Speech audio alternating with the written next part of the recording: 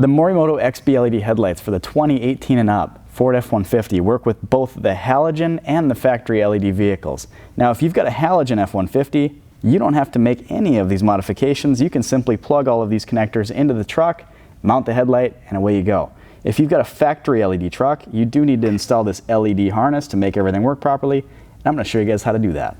Now, on the back of the headlight, there are a few capacitors and resistors that are wired up here, and some people remove them entirely. I'm going to unplug them just to show you guys exactly how to make these connections. Go ahead and disconnect the turn signal wiring and disconnect the low and high beam wiring like so. This is the wiring we're going to be working with.